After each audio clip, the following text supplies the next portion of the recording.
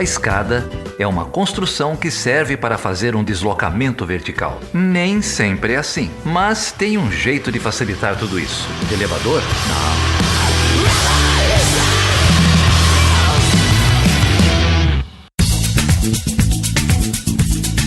Bom, então nós estamos aqui, né, nesse episódio de Tão Escada, conversando com uma convidada mais que especial para falar de um tema necessário, importante, que tomou aí as páginas aí da imprensa, né, falando um pouco sobre o que aconteceu aí com a Turquia e o Sofagate, quem viu aí os jornais, né, como foi a repercussão disso tudo.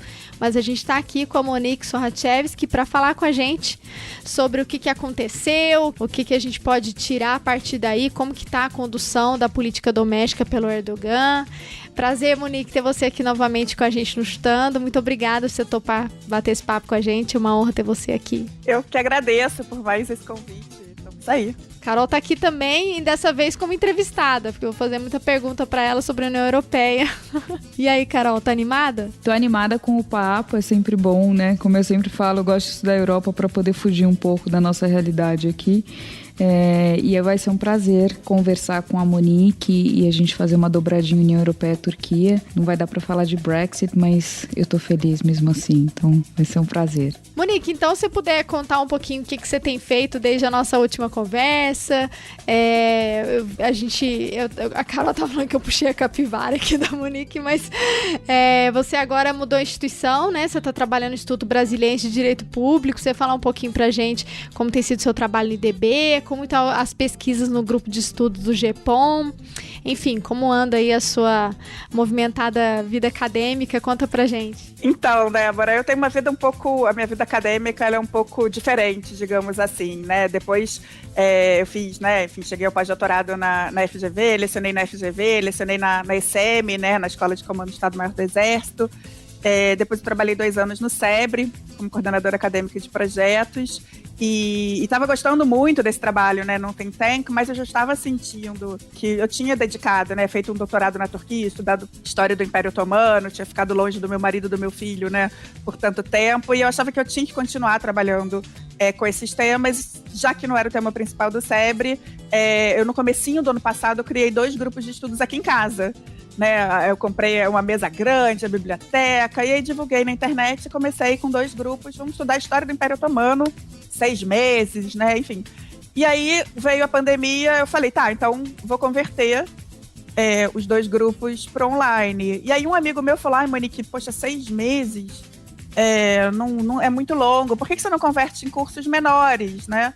E aí eu criei em março um curso História do Império Otomano, de 1299 a 1922, né, tipo, o longo Império Otomano chegando à República da Turquia, divulguei, e aí foi muito legal, 4 encontros, 1h30 cada aula, né, aprendi a usar o Zoom, e aí de imediato 2 colegas, né, o Najad Kuri e a Muna Omran, falaram, poxa, que legal, também vieram, e a gente começou com esse movimento de cursos online e acabou virando o GEPOM, que é o Grupo de Estudos e Pesquisa sobre o Oriente Médio, né? Então eu, Najad, a Muna, agora o Heitor Loureiro, que eu sei que participa aqui com vocês, que é um querido amigo, né, também, o Andrew Trauman, a Natália Gondim, e a gente é uma cooperativa intelectual dedicada a ensino, né, da história e dos temas correntes do Oriente Médio, e a gente faz lives também discutindo conjuntura. Então tem sido o meu principal a fazer, digamos assim. E voltei a lecionar para graduação, fiquei super feliz no IDP de Brasília. E aí é o meu chapéu historiadora, Débora. Eu trabalho com história global e história pública.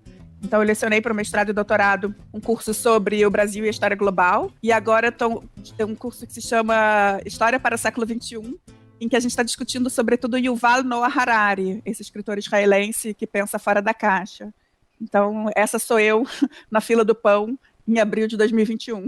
Nossa, muito bom. Depois eu quero que você passe esse link pra gente dos canais de divulgação, pra gente poder divulgar também. Parcerias, né, que você tem feito também com o SEBRE, que tem sido muito bacanas. Depois a gente vai colocar tudo na descrição do episódio. Tenho certeza que, enfim, é um tema super importante, é um tema que pouca gente conhece, então tenho certeza que todo mundo vai aprender muito e Você sacou a pandemia antes da pandemia chegar, né? Pois foi meio intuitivo, mas e aí tem uma parada muito interessante, que é uma coisa meio quase de terapia. Eu falo, gente, que mundo louco é esse que as pessoas relaxam pensando em Oriente Médio, né? Porque, assim, é aquela 1h30 que você vai discutir a história do Oriente Médio, os temas correntes, e vai esquecer das tragédias atuais.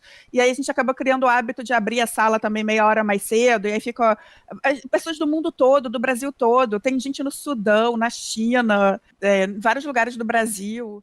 Incrível isso, né? Enfim, é um lado bom, se é que a gente pode falar dessa loucura, né? A Carol até falou isso, né, agora, né, dar uma desligada que tá acontecendo no cenário nacional e falar do problema dos outros, né?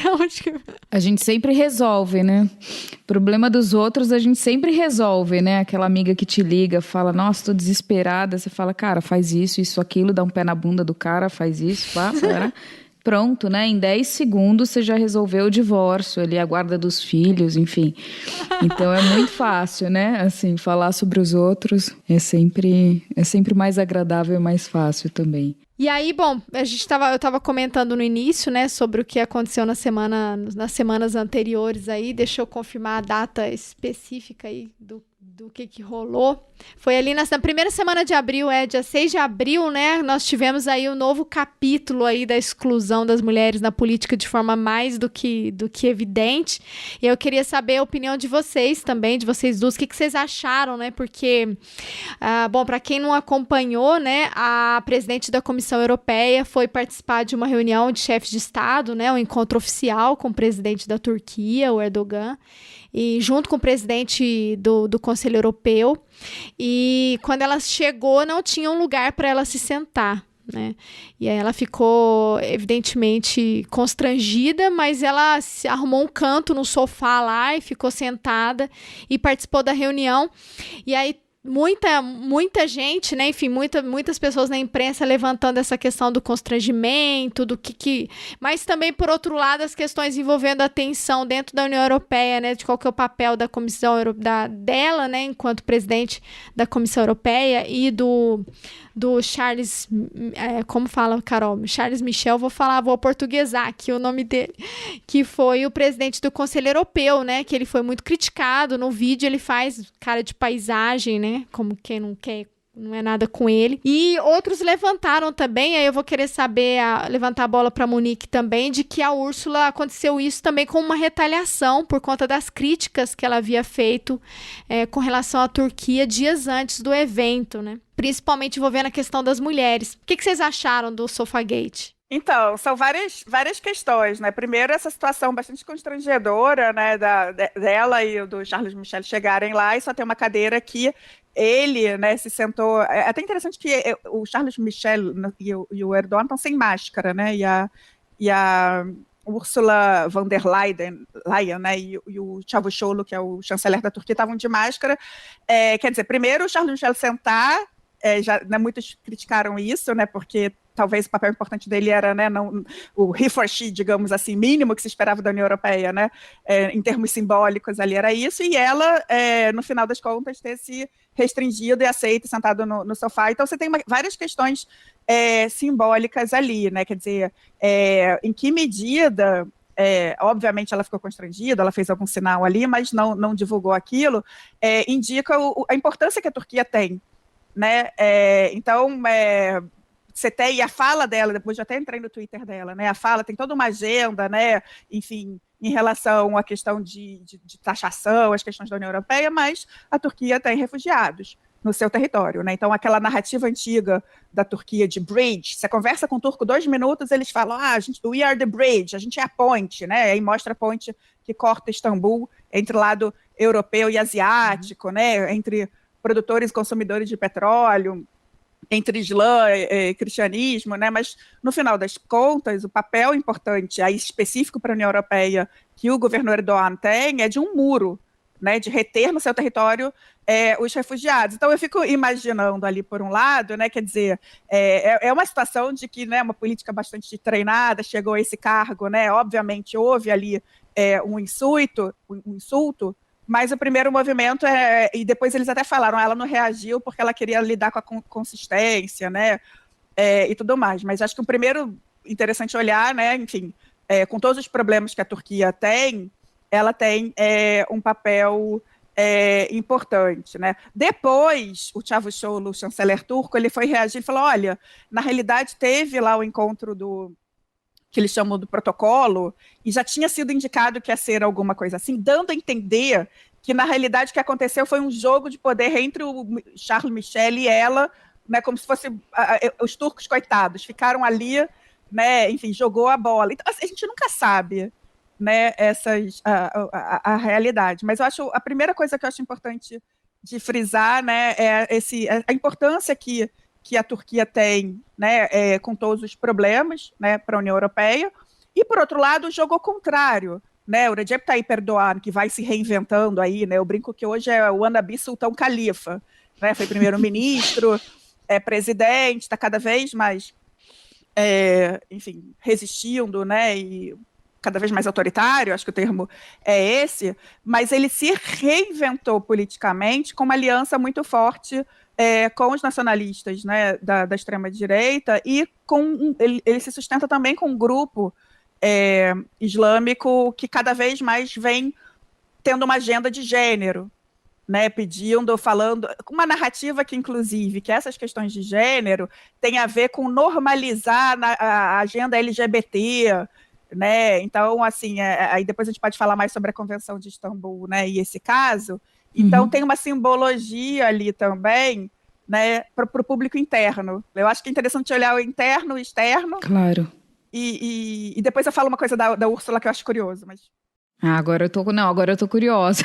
Eu lembrei muito de um perfil que saiu da Angela Merkel na Piauí. Eu fui até checar, em 2015, que se chama A Alemã Tranquila. E aí tem uma situação que parece que a Angela Merkel é sabido que ela não gosta de cachorro, né? Que ela foi mordida de cachorro e tal. E aí ela teve um encontro com Putin, entre os tantos, lá em Sochi. E o que o Putin fez? Estavam lá discutindo alguma coisa política, chamou o labrador dele, né, enfim, sabendo que, obviamente, a Angela Merkel, né, estaria morrendo de medo. Ela, obviamente, né, não reagiu, mas a imprensa alemã ficou louca. E depois, em determinado momento, ela disse, eu vou citar que eu achei muito interessante, ela falou, eu entendo porque o Putin precisa fazer isso, é para provar que é homem, teme a própria fraqueza. A Rússia não tem nada, não tem uma política, não tem uma economia bem-sucedida, ela tem isso. Quando eu vi a situação ali... Exata, quer dizer, ela foi uma reflexão depois, na hora ela foi, né, pouco efeito. Geralmente é assim, quando você sofre uma situação dessa, você não vai de cara ter uma resposta assim, né? Mas eu li essa situação com todas as questões que a gente está falando, interno, externo, é isso, quer dizer, o Erdogan, ele tem lá uma narrativa, né, enfim, tem lá seu peso, obviamente não é desprezível, um país de 84 milhões de habitantes, geopoliticamente importante, membro da OTAN, né, a gente pode falar isso tudo, mas eu leio isso como agenda de gênero, um sinal de fraqueza, total, se precisa disso... E eu penso também que se ela fosse embora, ela foi muito criticada, deveria ir embora. Eu acho que ela ia fazer justamente o que ele queria, que ela fosse embora, né? Ela depois, via assessoria, disse que tinham questões importantes para ser discutidas e que ela ficou. Eu acho que talvez, assim, é isso, né? Quando você tá numa situação dessa, você não sabe muito bem como reagir, né? Você vai pensar depois, poderia ter feito assim, assim, assado, né? Porque ela poderia ter falado pro Charles Michel, sai, né? E aí, você não vai sair? Mas numa situação dessa, acho que ela foi tentar apaziguar ali, né? Vamos dizer assim. Mas eu acho também, se ela tivesse ido embora, não teria sido uma boa. Acho que ela teria... ia ser a mulher nervosa que reage com o coração, com a emoção. Então, sempre volta... A culpa é sempre da mulher, né? Ela tá errada porque ela aceitou essa situação e ela ficou. Se ela sai, ela também é explosiva e ela é nervosa e não sabe agir de forma pragmática, porque tinha coisas importantes ali. Então, você sempre vai estar errada, né? Esse é uma grande questão, né? O Chutando a Escada conta com apoio financeiro dos seus ouvintes. Para saber mais, acesse chutandoaescada.com.br/apoio.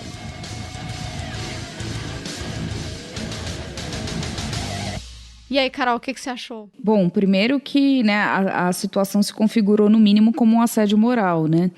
E em como toda a situação de assédio a gente paralisa, e até você identificar, né, o evento é muito mais rápido do que o tempo que leva para você processar o que está acontecendo, ler a situação e conseguir pensar dentro das opções que você tem como é a melhor forma de reagir, né?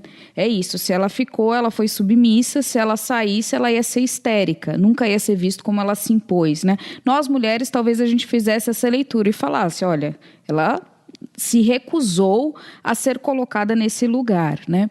Tem essa questão e, para além, né, dessa questão bem simbólica e muito visual, né, dessa repreensão e dessa humilhação, né, bem intencional, há também questões que dizem respeito muito à União Europeia, né? Então isso também não foi lido só como um ataque do Erdogan, mas também como um ataque do Charles Michel e das instituições, né? É notório que há uma rincha entre o Charles Michel e a Úrsula, então eles não têm uma relação muito boa, e aí vale a gente pontuar que a Úrsula ela é presidente da Comissão Europeia, que é o órgão executivo da União Europeia, e o Charles Michel ele é presidente do Conselho da União Europeia, né, do Conselho Europeu.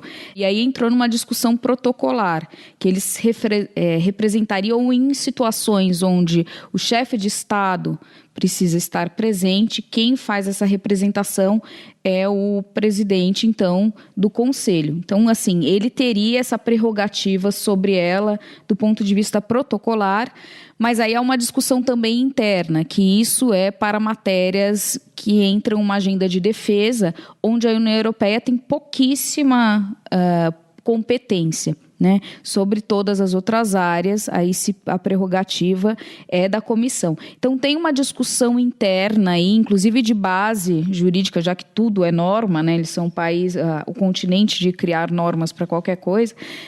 Então, como tem essa discussão, cai num limbo aí de entendimento, inclusive jurídico, sobre quem deveria sentar ou não, se só tivessem as duas cadeiras. Mas como ali ficou, obviamente, visível, né, essa desigualdade de gênero e esse assédio moral, seria, no mínimo, educado que ele se solidarizasse a ela, levantasse, pelo menos na minha leitura, levantasse e deixasse ela sentar, né?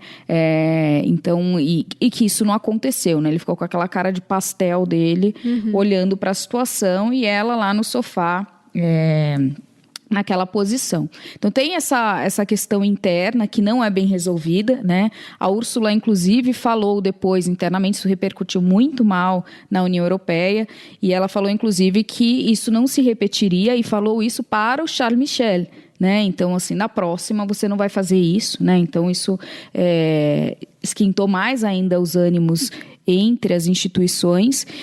E também o Charles Michel, por outro lado, falou, não, mas era o protocolo, né? E tem essa questão que o Erdogan não estava errado, no sentido de o cerimonial diz que, né? E ele, inclusive, falou, olha, que a União Europeia que passou para a gente qual era o protocolo de cerimonial, falaram para colocar 2 cadeiras, a gente colocou, né? Então também tinha essa. Eu acho que talvez, assim, uma saída, né? Olhando de fora, eu, se fosse ela, falaria, por favor, me traga uma cadeira, né? E aquilo tudo estava sendo documentado, transmitido ao vivo, né? Então, assim, mesmo que o protocolo fosse contrário, quem ia falar para ela, não, o protocolo diz que não, né? Então, isso seria uma solução simples, e eu colocaria a cadeira bem na frente dos dois aí, para ficarem os dois atrás. Então, tem essa questão. E tem também uma questão delicada, que é essa relação da Turquia com a União Europeia, né? Que é uma relação muito tensa de amor e ódio, e que oscila nos momentos aí históricos, né? Agora está numa relação mais de ódio, mas também de dependência mútua, por isso que eles não viram arqui-inimigos, né? Mas dá para ver que um não deseja a presença do outro ali, né? Eles são obrigados a conviver, digamos assim. Então tem também essa questão, né? Então tem uma questão interna das instituições, tem uma questão de gênero externa, que em qualquer situação a gente colocaria, tem uma questão das relações da Turquia com a União Europeia, e tem também uma questão da própria agenda doméstica da Turquia de gênero, né? Que a Monique mencionou aí, que foi a saída da Turquia Turquia do Protocolo de Istambul, que é um protocolo contra a violência doméstica de gênero, que é um protocolo que foi estabelecido há 10 anos atrás no Conselho da Europa. O Conselho da Europa não é uma instituição da União Europeia, né? É um órgão que tem 47 membros hoje, dos quais 27 da União Europeia e do qual a Turquia também faz parte, e que vai atuar na agenda de direitos humanos, né? E a gente tem a saída 15 dias antes desse incidente, da Turquia, desse protocolo, que obviamente repercutiu muito mal na União Europeia, né? Então, por trás disso também tem essa agenda aí machista, né, e sexista contra as políticas de gênero do Erdogan, né? Então, tem vários ângulos para a gente olhar essa questão tão complexa.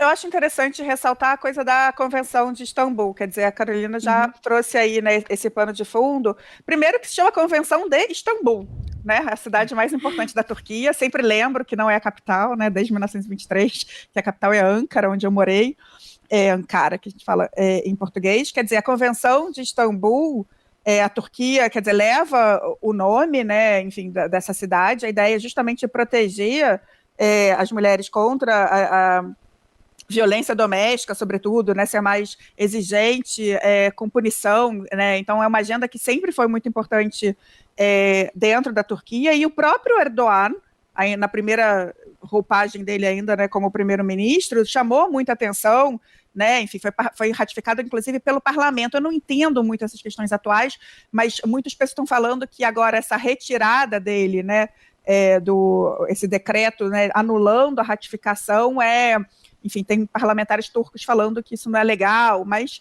todo o sistema, né, político na Turquia está cada vez mais autoritário, então, a princípio é isso, quer dizer, ele fez esse ato aí no final de março, alguns dias antes do Sofagate, e isso tem uma simbologia muito grande, né?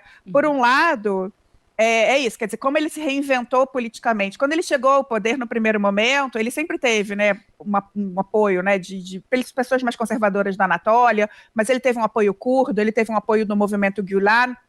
Ao longo do tempo dele no governo, ele se reinventou e hoje ele é associado, sobretudo, ao MHP, que é o partido nacionalista, e joga muito com essa narrativa mais conservadora, né? Então, havia uma demanda, né, críticas de aliados dele, dizendo que a Convenção de Istambul e essa agenda encorajava o divórcio, colocava em xeque os valores familiares tradicionais da Turquia, e isso, né, quer dizer que esses grupos, essa narrativa acabava normalizando homossexualidade, enfim, então pedindo, né, que na realidade fosse discutido dentro da legislação turca, né, estão discutindo agora uma nova constituição, uma nova constituinte, então que a lida com esse tema deveria acontecer numa reforma jurídica interna e com uma, enfim, mais ligada a essa tradição e costumes, né? Então essa é uma questão, quer dizer, ele está jogando para a parte, né, do apoio, e ele precisa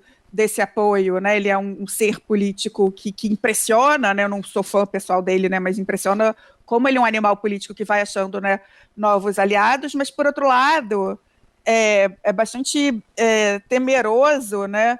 Porque, como no mundo todo, hoje a gente está tendo com a pandemia né, cresce o número de violência doméstica, justamente, acho que mais do que nunca, né, quando a Turquia já era um país com problemas sérios, eu fui ver os números, né, em 2020 foram 300 mulheres mortas pelos parceiros e 171 casos suspeitos, então pode chegar a 471 casos, né, quer dizer, você tem números gigantescos de violência, de todos os tipos, né, inclusive crimes de honra, e esse tipo de legislação, né, esse compromisso da Turquia com a União Europeia teria um papel importante, justamente quando parece aumentar, e mais do que nunca a população, as mulheres precisarem desse apoio, isso fica descoberto, né? Então o que muitos interpretam, inclusive a minha ídola, Elif Shafak, depois a gente pode falar sobre ela, né? Que é escritora, cientista política, ela é colega, ela também é acadêmica, né, enfim, ativista de gênero, que por um lado está dizendo para as mulheres turcas, sua vida não vale, e para outros perpetradores de crimes, né, tipo, carta branca, né. Então, enfim, falei muitas coisas aqui, mas é um jogo político que a gente tem que ler, por um lado, né, dessas novas alianças, e por outro é um tema muito desesperador na Turquia, né, situação de violência contra mulheres em, enfim, vários níveis. Eu queria só aproveitar e perguntar por que você acha que ele abandonou justo agora, assim? Teve um acirramento agora, nos últimos tempos, com a pandemia? Então, o Erdogan está rebolando para sobreviver, né, enfim, à crise econômica, né, porque quando ele chegou ao poder, quando eu morei em 2010 na Turquia, na época do doutorado, né, era emerging power, né, era, enfim, tudo que você pode imaginar de ascensão, enfim, isso durou muito tempo, mas nos últimos tempos, né, a economia já estava tendo problemas, né, por várias razões, e agora com a pandemia a situação está bastante preocupante, né, os números são, enfim, porque a Turquia depende de turismo, né, turismo é uma agenda muito importante, né, uma indústria muito importante, está em baixa, enfim, aí para conseguir vacina, é bem interessante, né, quer dizer, conseguiu a Sinovac com a China, mas aí teve que se calar em relação à questão dos uiguros, que era uma agenda importante, e isso, né, enfim, tem uma diáspora uigur muito grande, depois a gente pode falar sobre isso também, e é um tema sensível, enfim, a economia em desgaste, né, uma má gestão da epidemia. Então, precisa mais do que nunca, né, de apoios e de desviar a atenção dos temas principais. Inclusive, eu já faço um parêntese aqui, hoje a gente está gravando dia 22, dia 24, aí, com o aniversário do genocídio armênio, é provável que os Estados Unidos reconheçam, né, finalmente o genocídio armênio, isso vai ser uma forma dele também desviar a atenção dos muitos problemas que ele tem. Como que ficou, né? Porque a imprensa deu repercutiu, né? A questão de que a saída, né, da Turquia da Convenção de Istambul trouxe uma reação também, né, da população, né? Então, várias mulheres foram às ruas para manifestar. E pelo que você falou, Monique, é uma tentativa também do Erdogan tentar se manter ali dentro domesticamente, né? Então, assim, tem o verniz ocidentalizante, né, mas ele também precisa responder a grupos conservadores no ponto doméstico, né, no plano doméstico. Mas aí como que está agora essa situação desse debate? Porque teve uma repercussão não só doméstica, como também a ONU solicitou à Turquia que retorne à convenção. As mulheres foram para as ruas, né? Enfim, a Turquia tem uma tradição de sociedade civil engajada, tem uma luta de gênero muito forte, tem várias amigas engajadas, inclusive tem uma grande amiga que ela fala que, como é que é, na Turquia, ou você não casa ou casa com estrangeiro, enfim, né? A situação das mulheres lá é muito complicada, tem um engajamento, tem várias sociedades, associações, e muitas foram para a rua de imediato, justamente criticando e se mobilizando, mas a imprensa turca não existe praticamente, Débora. Enfim, o máximo de informações como eu falei, né? Eu vejo no Al Monitor ali aquelas 3 jornalistas que têm dupla cidadania, que conseguem traduzir, né, a Turquia um pouco para a mídia internacional com alguma, enfim, alguma certeza, né, dos dados, das informações, mas é muito complicado. Mas o que eu ressaltaria, uma figura importante que faz uma ponte, é a Elif Shafak.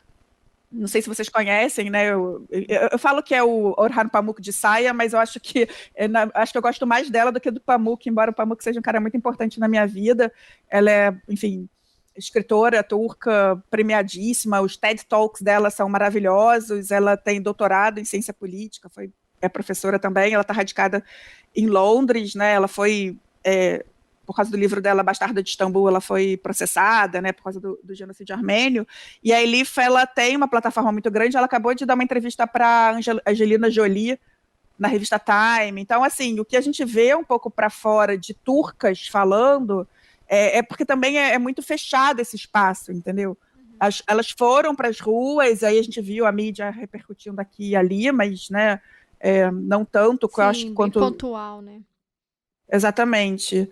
E pessoas como a Elif Shafak repercutindo, enfim, tentando dar voz, e aí quando você fala com uma Angelina Jolie da vida, né, isso tenta amplificar um pouco, mas a gente está, Débora, Covid, né, a gente está aqui definhando o termo que usa, né, no mundo todo, 1 ano e tanto, né, enfim, para além, enfim, tem países que já estão vacinando e tudo mais, mas se perde um pouco, né? Se esgarça um pouco nessa arena mais ampla. De ir às ruas, né?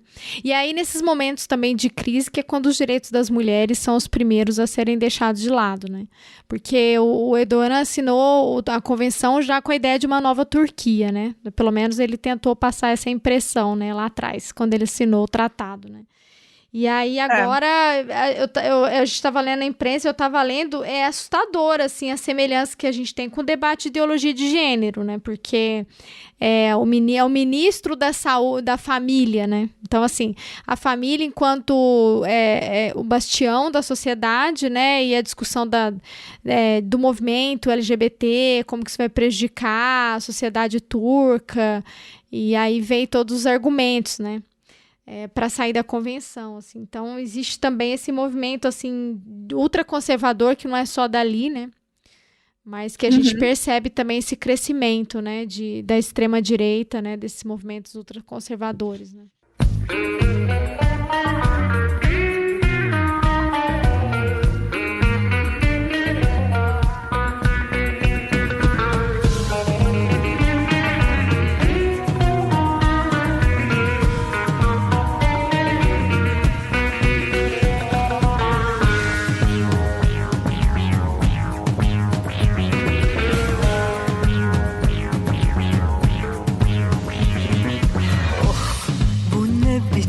Hayat bu nasıl bir kafa yatırır adamı hoppalakaya dere gibi akar dertte yüzeriz uçuyoruz evet çünkü güzeliz. Tem essa questão doméstica e também de política externa de certa forma, e tem um incômodo que isso cria também com a União Europeia, né? Não só nessa agenda de gênero, a gente vê a União Europeia indo na contramão já há muito tempo, inclusive assim, embora não seja uma feminista notória, aliás, é uma figura inclusive política bem conservadora, né? A Úrsula, mas ela adotou aí várias medidas, né? Então a União Europeia já em 2020 adotou aí o último instrumento político, é uma estratégia de igualdade de gênero para promover até 2025 igualdade de gênero, criar mecanismos de transparência salarial, né? Combater a violência de gênero. Então assim, a União Europeia tem uma agenda e com a Úrsula isso ficou ainda mais forte, de avançar na igualdade de gênero e criar vários mecanismos aí para isso, né? Então a Turquia vem sinalizando aí uma ruptura com uma questão bem básica da agenda de gênero, que é a questão da violência, né? É difícil você achar pessoas que achem que isso é normal e aceitável, né? Por mais conservador que seja. Nesse caso, a gente vê aí um presidente nessa linha, né? Vê que mesmo assim ainda é um tema muito controverso. Mas isso sinaliza também um afastamento ainda maior da Turquia da União Europeia, né? E que é uma relação, e é isso que eu gostaria de talvez discutir com você aqui, essa relação histórica da Turquia com a União Europeia, que agora se encontra nesse momento de ruptura, e tem a crise dos refugiados também, né, que vem para colocar mais uma pedra no sapato aí, desses dois atores, mas a gente viu a Turquia é uma longa candidata a ser membro da União Europeia, né? Então já em 87 a Turquia vai apresentar o pedido de candidatura à União Europeia. Em 95 é estabelecido então uma união aduaneira da União Europeia com a Turquia, então além dessas relações geopolíticas aí, vai haver uma relação comercial também estreita, né, com um acordo de livre comércio já em 95, e em 99 a Turquia aceita como candidata, né, a entrar na União Europeia. Quando um país, primeiro você tem uma pré-candidatura, depois você tem o aceite dessa pré-candidatura e aí você entra na fase de candidato, né, que é o caso da Turquia desde 99. Para se tornar membro da União Europeia, é preciso fazer uma série de adaptações aí normativas domésticas para o que eles vão chamar de acquis communautaire, né, que isso é o conjunto, pacotaço aí de leis, que estima-se que existam mais de 80 mil legislações, diretivas e normas para serem incorporadas no ordenamento jurídico doméstico, reformas das instituições. Então tem muita questão, por exemplo, não pode ter pena de morte, né? Tem várias reformas que os países precisam fazer para se encaixar nesse perfil político, nesse perfil do entendimento de democracia da União Europeia. E a Turquia estava caminhando nesse processo, que é um processo bem complexo de se fazer, até que em 2016 foram suspensas esse processo de adesão, né? E a Turquia parece não fazer mais muita questão de entrar na União Europeia como fazia há 1-2 décadas atrás.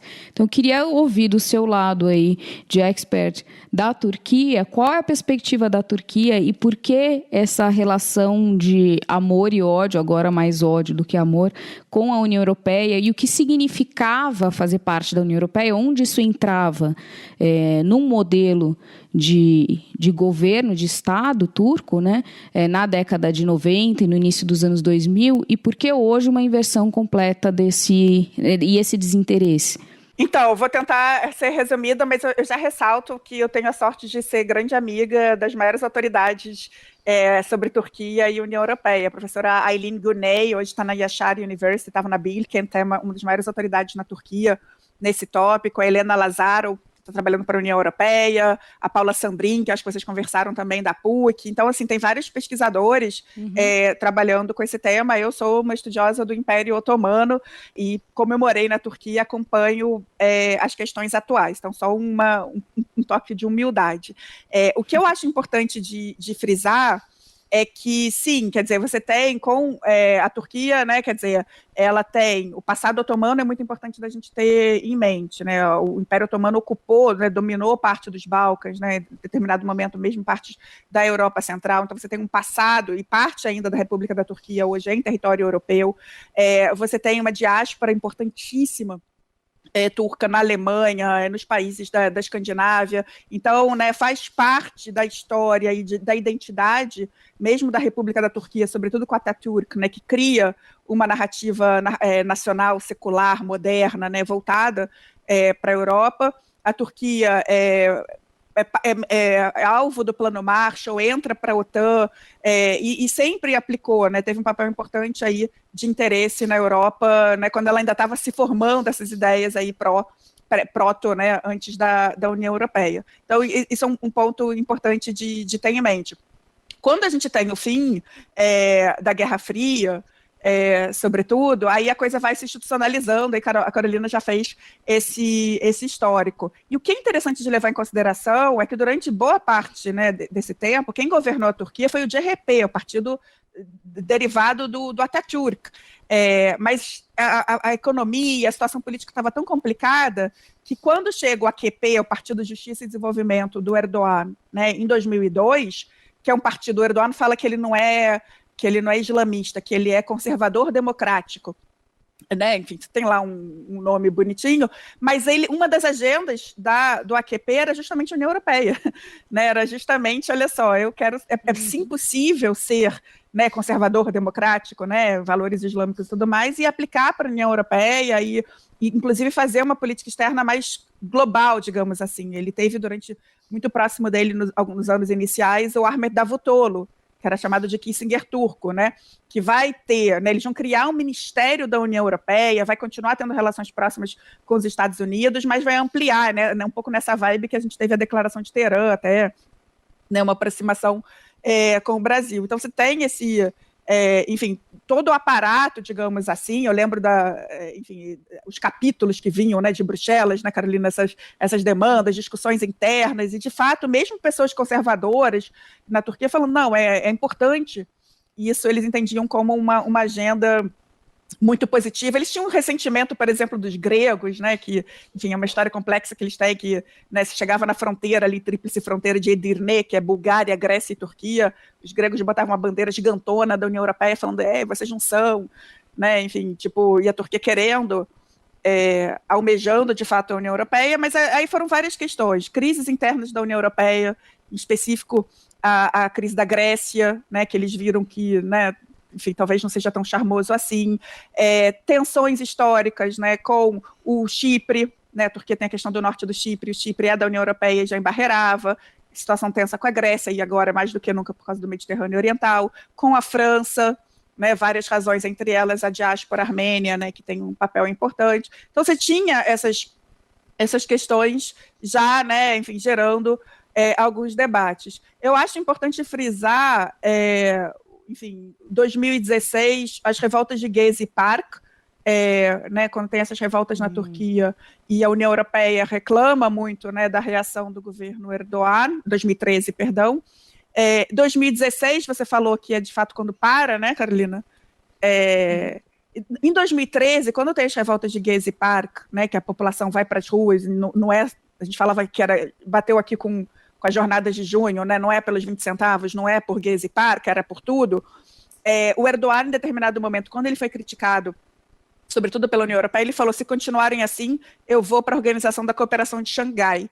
E eu sempre acho interessante frisar que cada vez mais a narrativa não, continuamos com a OTAN, sim, continuamos com a União Europeia, mas esse bloco aí que não lida tanto com questões de direitos humanos e com essa agenda parece mais apetitoso, digamos assim. Em 2016, quando tem a tentativa de golpe, né, foi uma tentativa de golpe, tentaram matá-lo, há um ressentimento, inclusive, de muitos turcos que não apoiam o Erdogan, de que a reação internacional, e aí também de membros da União Europeia, né, de autoridades, foi de, em vez de solidariedade com, né, tentativa de golpe, de assassinar né, uma tentativa de golpe contra o Erdogan, foi de imediatamente criticar a reação autoritária, que de fato ele teve.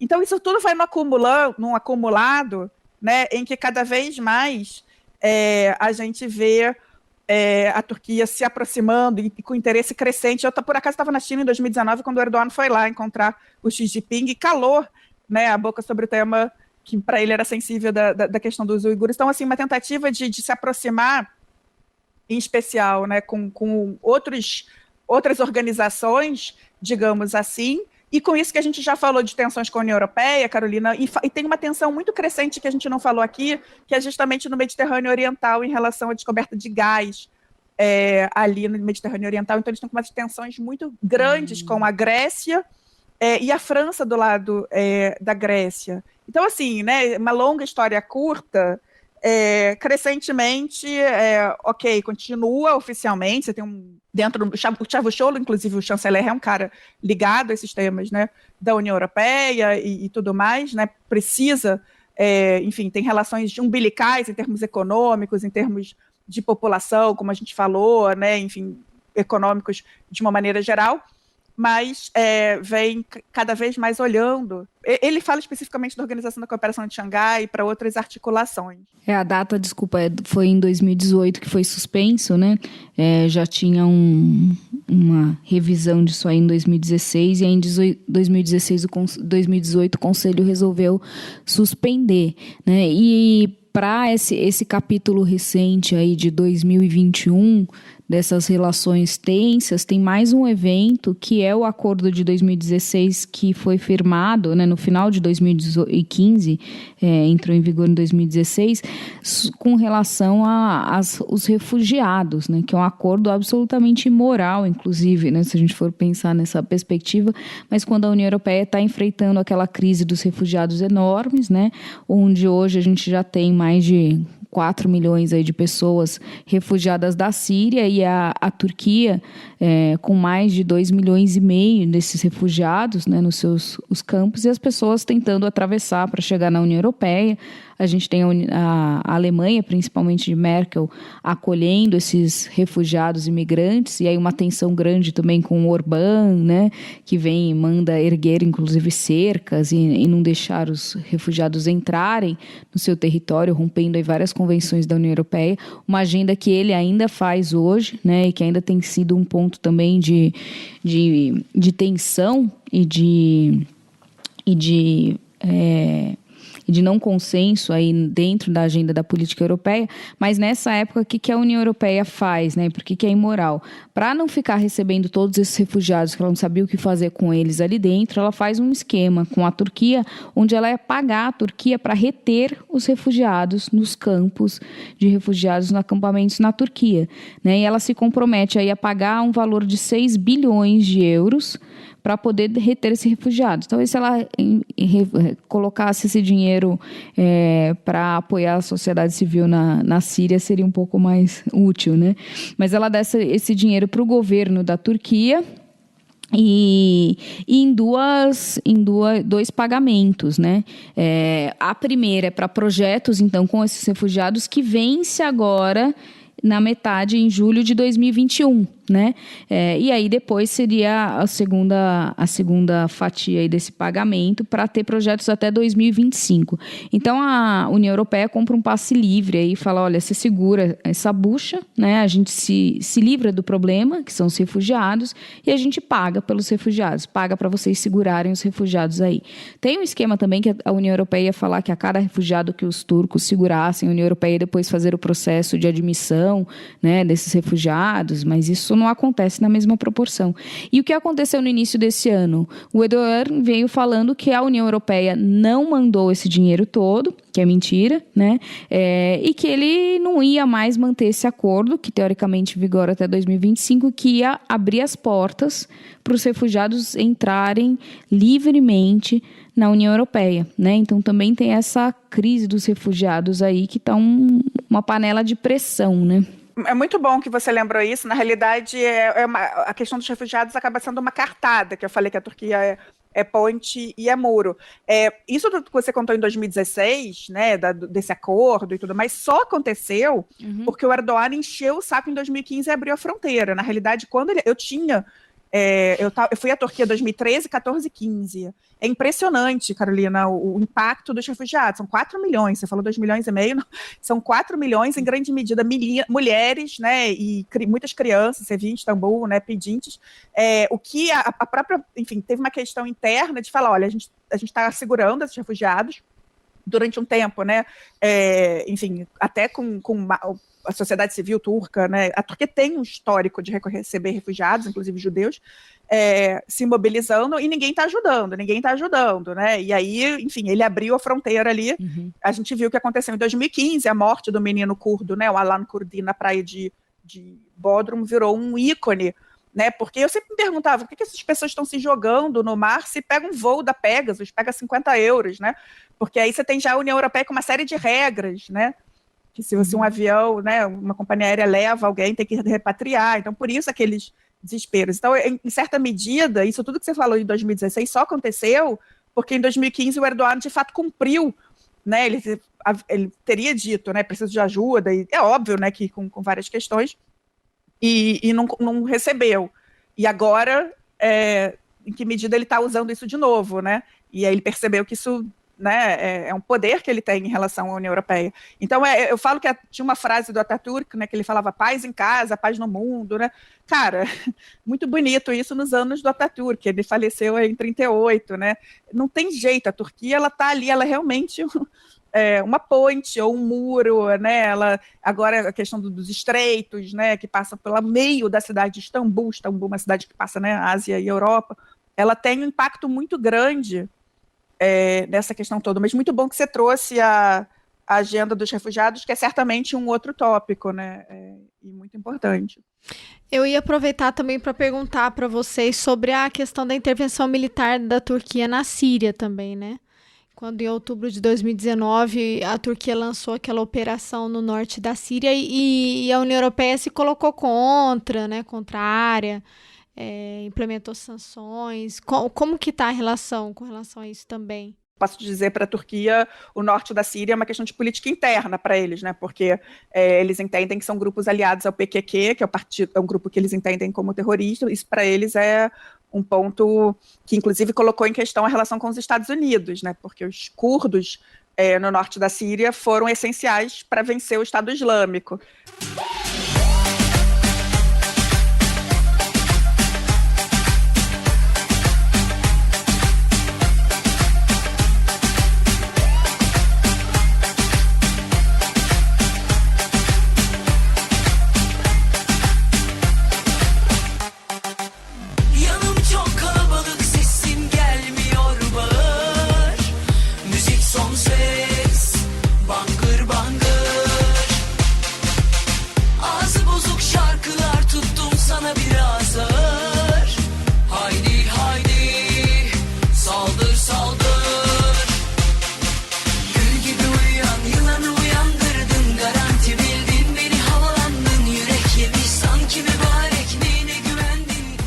Monique, não sei se você quer talvez trazer um pouco mais sobre essa posição geopolítica aí da Turquia, e acho que é interessante assim, ok, então estamos nessa relação tensa com a União Europeia já há muito tempo, né, onde você tem um afastamento de agendas políticas, né, uma continuidade de relações comerciais, tem uma interrupção de um processo de alargamento que para a União Europeia é até bom de certa medida, porque é um processo extremamente controverso e bem impopular, né, em vários países.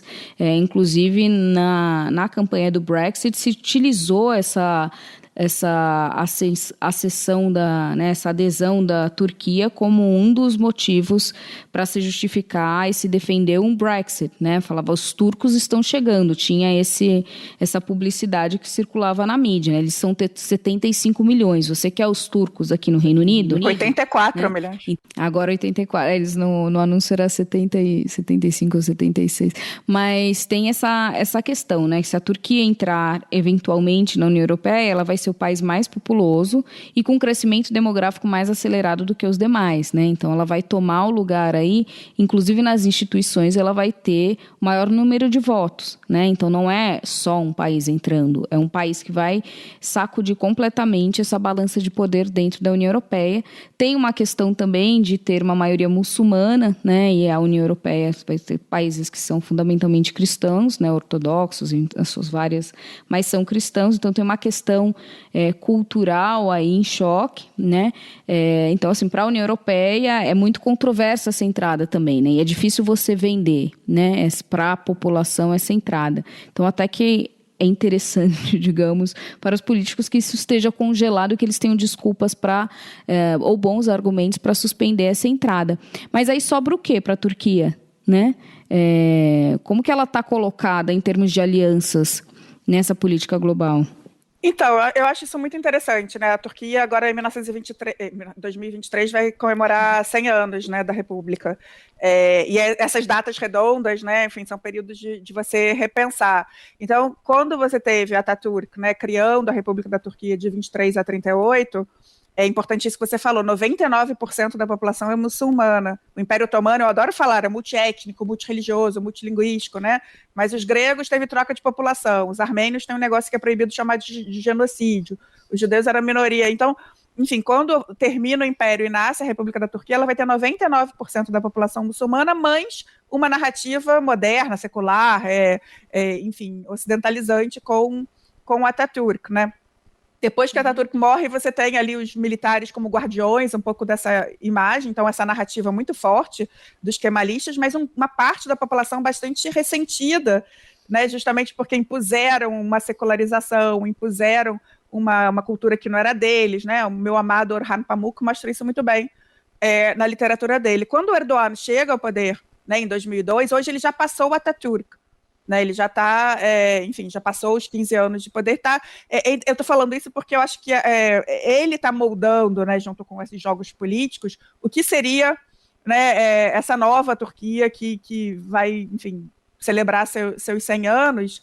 E um pouco, por um lado, né, esse jogo político dele continua, né, enfim, vamos ver o que vai acontecer sábado aí com Biden, pode ser que cada vez mais se afaste da OTAN e dos Estados Unidos, né, por conta do genocídio armênio, essa situação com a União Europeia, e essa, como eu falei, essa narrativa dos nacionalistas e desse grupo que apoia ele cada vez mais eurasianista.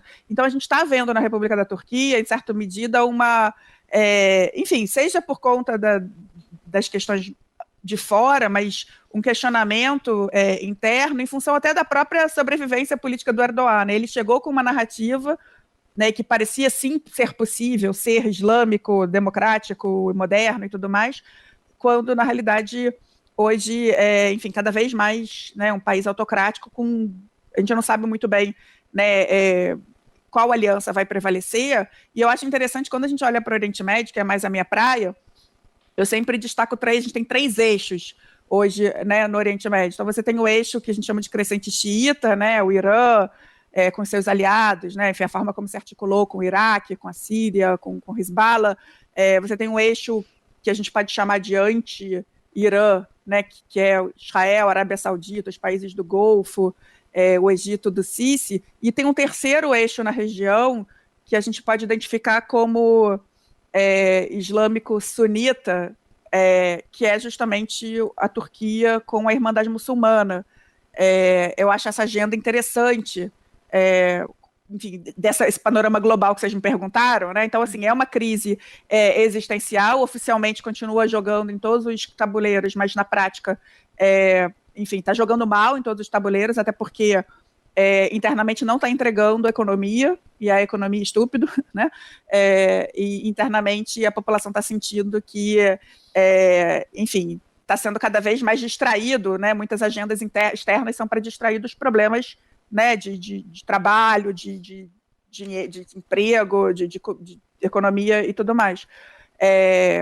E com essa narrativa aí islâmica, com jogo no Oriente Médio, que não sei se tem cacife para bancar, também já está tendo retroceder, né? Tinha brigado lá com a Arábia Saudita, ficado do lado do Catar, e agora a Arábia Saudita voltou, né, reatou com o Catar, está tendo que repensar, né, porque o Golfo enfim, turismo para a Turquia, né, enfim, recursos. Então, o que eu terminaria aqui, né, enfim, eles estão numa fase cinzenta, né, que praticamente, eu até participei de um debate com a Paula Sandrin, né, eu acho que enquanto o Erdogan viver, infelizmente, ele, né, porque é um animal político que até tem hoje, inclusive, uma mulher que tem feito, né, um barulho na Turquia muito interessante, que é a Meral Akşener, né, uma política enfim, nacionalista, né, de direita aqui, que vem falando alto contra ele, mas ela não tem a menor chance numa próxima eleição, porque os curdos não votam nela, e ele continua tendo um jogo ali, ainda um apelo, né. Então, acho que durante muito tempo a gente vai continuar ouvindo falar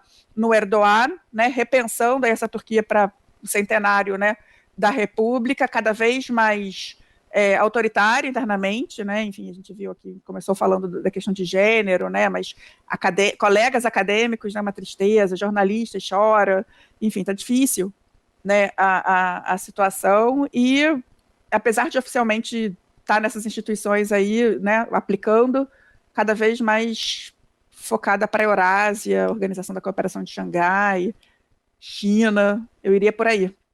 Suryano, Chandrano, Yarivano, Satun Solyu, Sera Pandya, Sorun, Mivano, Solyu, Satun Solyu, Suryano, Chandrano, Yarivano, Satun Solyu, Sera Pandya, Sorun, Mivano, Solyu, Satun Solyu, Charity, Yono, Changir, Suzy, Charity, Yono, Chority, Yaridi, Yono, Chettaya, Chatana, Sotin, Sono,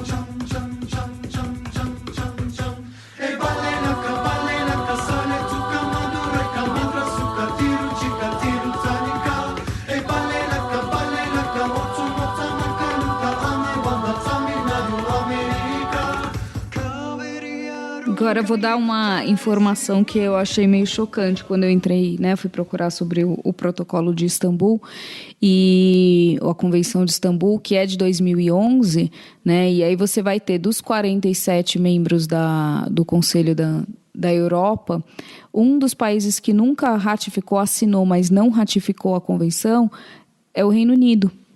Olha só. Então, assim, a Turquia pelo menos ratificou, né, ratificou e não... né, a primeira, lógico, foi lá, mas saiu agora, né, 10 anos depois eles se retiraram, mas o Reino Unido nunca ratificou. Então, ele foi, assinou, e aí, assim, a resposta, né, do Reino Unido, ele foi pressionado, vocês trouxeram a Angelina Jolie aí, mas ela participou, inclusive, de um evento na London School sobre gênero e violência contra as mulheres, e foi, nessa época, foi questionado, inclusive, por que o Reino Unido nunca tinha ratificado, né? E a justificativa do Reino Unido é que ele coloca como prioridade o combate à violência doméstica, que ele tem uma série de ações, mas a convenção, ela requer a produção de informações, né? Então você precisa fazer um monitoramento dessa violência, produzir dados e ter uma política compreensiva para o combate à violência, né? Então, uma política nacional de combate à violência, criar, inclusive, órgãos para coordenar isso aí e ter dados, né, com uma metodologia clara para poder receber recursos, porque essa convenção não é só erradicar a violência doméstica, mas ela prevê um fundo extenso para os países aí, né, aqui, por exemplo, para poder combater a violência, né? E o Reino Unido diz que não tem essa política, que ele adota uma série de políticas domésticas, mas que elas são compartimentalizadas em agendas específicas, que não tem uma política nacional para isso compreensiva como a Convenção demanda. E aí, portanto, eles nunca entraram na Convenção, né? Então, assim, embora a gente faça esse discurso e pareça que seja uma agenda só de países ultraconservadores, né, de países do Oriente ou de outras regiões, imagina, né, o Reino Unido é o berço aí inclusive do movimento feminista, né, desse movimento feminista que a gente tanto ecoa e repete, né, e aí você vê um contrassenso muito grande nessa adoção, né, então é só para defender a Turquia no final. E mostrar que é menos mal, né? Ficaram 10 anos, pelo menos lá, de repente voltem. Mas tem a ver com esse movimento também global, né? Dessa perseguição à agenda de gênero, né? Que acho que a gente pode também... Não, com certeza, existe. E assim, vocês mesmos apontaram aqui, né? Como o número de refugiados tem crescido, inclusive entre mulheres, né? Mulheres e crianças, como vão ficar? Só para você ter uma ideia, na União Europeia, das pessoas refugiadas, 30% são crianças órfãs. Nos Estados Unidos também, né? O número de crianças desacompanhadas, né? E mulheres que vão... Porque antes a maioria eram os homens, né? Que cruzavam as fronteiras. Agora já não tem mais isso, né? Mais da metade das mulheres já ultrapassaram os homens, né? E aí vem com isso toda a discussão de gênero, né? E da necessidade de lidar com as especificidades, né? Do debate sobre gênero. Mas é muito assustador, assim, porque a gente pensa, é um papel, mas assim, se nem um compromisso internacional o país assume, imagina como que deve ser lá dentro, né?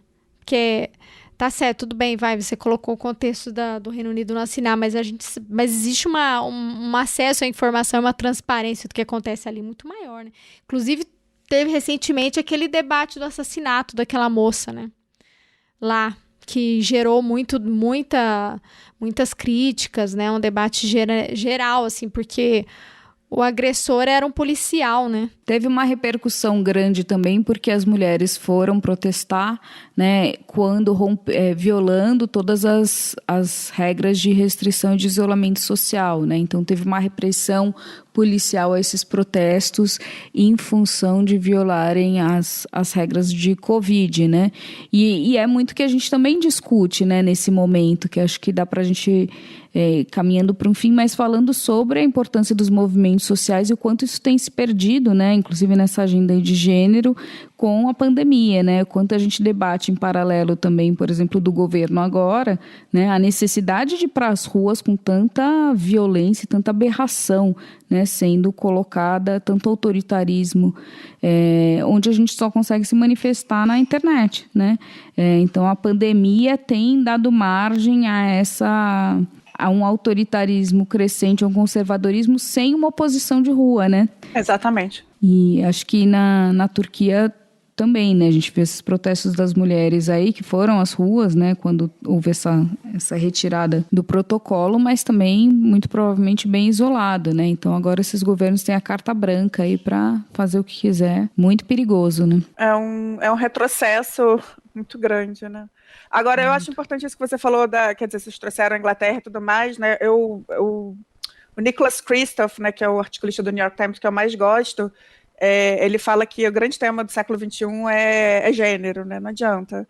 Eu não sei vocês, né? Eu nunca foi meu tema, né, de pesquisa. Sempre trabalhei com Oriente Médio. Eu venho do CPDOC, que foi uma instituição criada por mulheres. Nunca era um tema, assim, né? A gente tem sempre o que eles chama de aha moment, né? Do estalo, né? Comigo aconteceu na Turquia.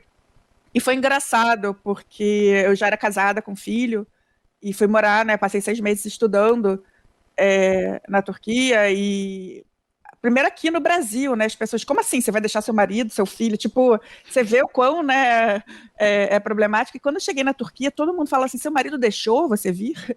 Né? Você tem... deixou? Pô, ele tá com seu filho, ele tem um irmão para apresentar, né? Tipo, porque essa é uma coisa que era inconcebível, né? Na Turquia. Mas, enfim, eu comecei a prestar atenção, né, nessas questões de gênero e hoje, eu não sei vocês, mas eu acho que não consigo, né? Eu acho que a grande lente uma das principais lentes que a gente tem que lidar e é uma mobilização constante, né? E é isso que a Carolina falou, quer dizer, agora com a pandemia, muitos, enfim, sororidade, movimentos e tudo mais, muita coisa conseguiu ir para o mundo, né, virtual e tem iniciativas muito grandes, mas eu acho que está piorando a situação no mundo todo, né? E eu queria dar uma dica, se puder, porque a gente está falando aqui sobre essas questões em geral, mas o que eu aprendi nesse tempo de pandemia e a forma que eu tenho achado meus 2 chapéus de pesquisador e de militante, né, é de usar o audiovisual. Né, eu acho que eu indico o livro o tempo todo, eu fico super feliz, os alunos como mostrando e marcando no Instagram que estão comprando livros, mas a boa e velha Netflix é uma fonte muito boa, e tem uma série turca chamada 8 em Istambul, não sei se vocês já viram. Não. Em inglês ganhou o nome de Etos, em turco se chama Bir Başkadır, e é uma série muito, muito interessante, porque é um mosaico enfim, são várias histórias de mulheres na Turquia, em Istambul, sobretudo, eu resumiria dessa forma, né? Então a gente está falando aqui de gênero em geral, mas como a gente começou falando da Turquia especificamente, eu brinco que é uma espécie de sessão de terapia, sabe aquela série que a israelense tem no mundo todo? Com filme iraniano, ela é um pouco lenta, né? Mas é uma série que dá pra gente ver um pouco um mosaico, isso que a gente está falando, né, Carolina? São vários grupos, e aí especificamente sobre a Turquia. Então tem uma menina religiosa, né, que usa o hijab, que é bem interessante, ela não tem estudo, mas ela é super sagaz. Você tem uma psiquiatra que é super exatamente essa Turquia kemalista que a gente está falando, né? Tipo, que ela justamente tem preconceito, inclusive, com as mulheres de véu. Tem uma atriz de novela, tem uma menina gay que está descobrindo a sexualidade dela. Tem 2 irmãs curdas que as pessoas às vezes não entendem que são curdas, mas o que eu acho interessante, né, quer dizer, em períodos de pandemia a gente está vendo as coisas se agravarem como um todo, mas a gente também está vendo uma janela possível de conhecer outras histórias e outras culturas, e é uma Turquia bonita, né? A gente está falando da Turquia, eu confesso para vocês que eu sou apaixonada pela Turquia, embora, né, enfim, sofra, né, com a guinada cada vez mais autoritária do país.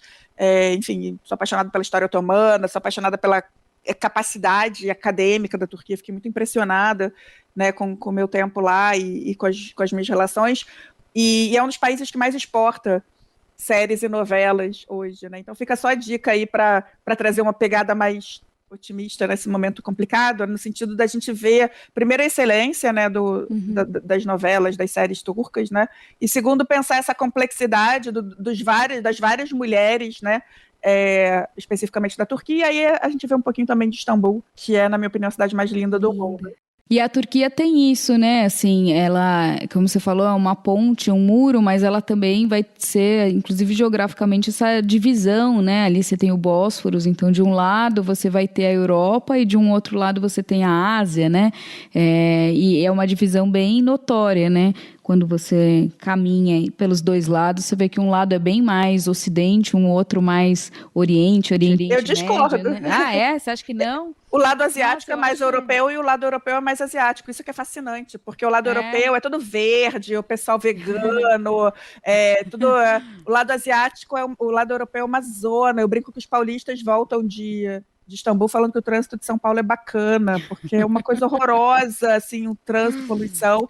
Então, na minha opinião, eu sempre brinco, a melhor aula anti-Huntington, eu tenho horror ao choque de civilizações, vá fazer um passeio de barco em Istambul, para no meio do Bósforo, porque tem uma hora que você não sabe o que é Europa, o que é Ásia, isso é fantástico, né, porque justamente se mistura, e justamente é isso que eu tô falando, o que é Ásia é mais Europa, o que é Europa é mais Ásia. Não, eu acho que o termo que você usou anteriormente define muito bem, né, um mosaico, né, é um mosaico histórico, cultural, étnico e com toda a sua complexidade e riqueza, né, e todas as tensões que isso levanta também, então...